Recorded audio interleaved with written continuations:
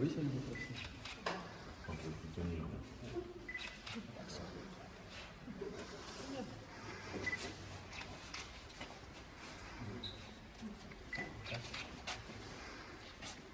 Merci. On rentre, on peut, on a le droit.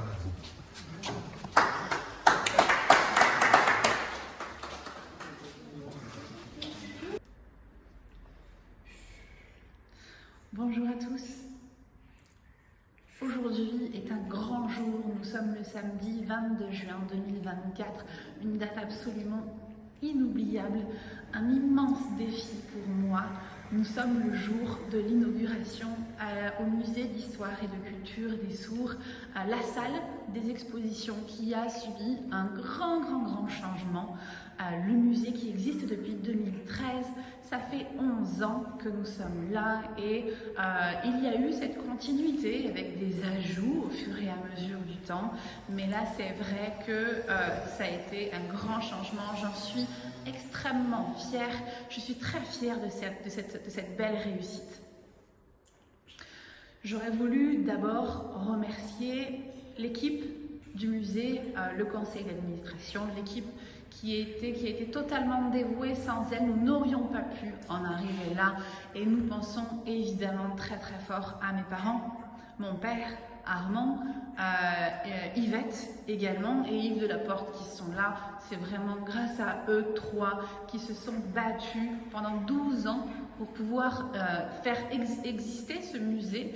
Et récemment, Yves Delaporte me l'a dit, il m'a dit quelque chose qui m'a beaucoup touchée.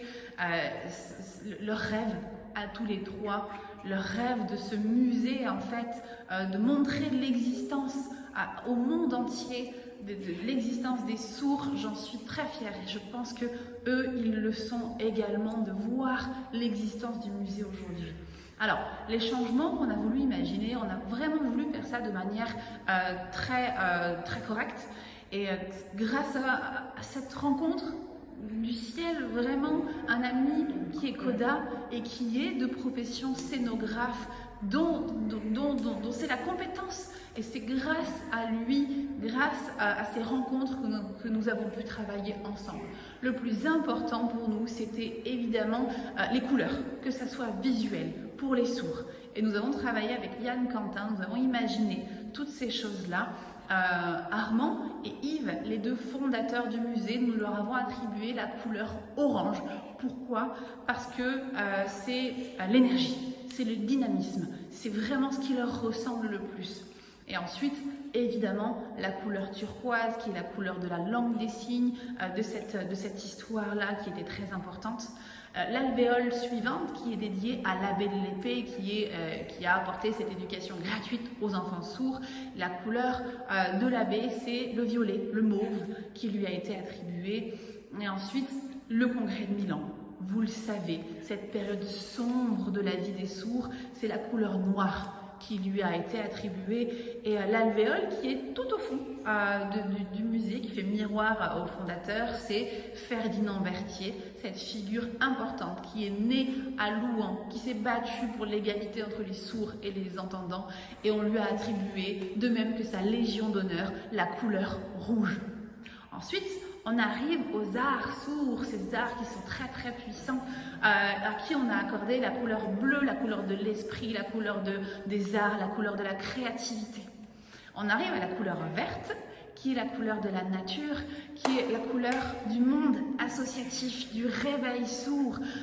On garde en lien cette couleur noire de la période difficile de l'éducation, c'est cet hiver, et on arrive au printemps avec l'arbre qui renaît de ses feuilles vertes, l'association, la renaissance de la langue des signes, la reconnaissance de la langue des signes.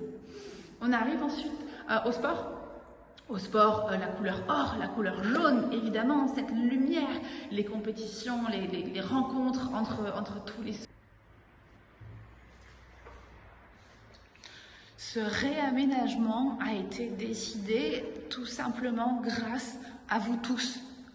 Depuis la création du musée en 2013, grâce à tous les dons que nous avons reçus, Monsieur Yves Delaporte particulièrement et le public, grâce également aux 10 ans du musée l'année dernière, en mai 2023, cette grande fête qui est un grand succès, qui nous a permis une très belle recette. Nous avons eu des dons des sponsors, nous avons eu des subventions de la commune de Louhans, du département, de la région, également pour mettre en place une traduction de nos textes grâce au QR code. Grâce à tous ces revenus, nous avons pu décider ce réaménagement avec le scénographe, avec Jean-Louis, Jeannin Davier.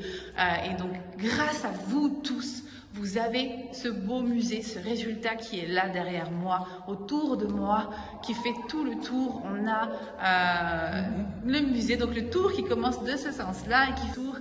Et voilà, on en arrive là. Nous sommes ravis de pouvoir vous accueillir, découvrir ce nouveau musée. À très bientôt.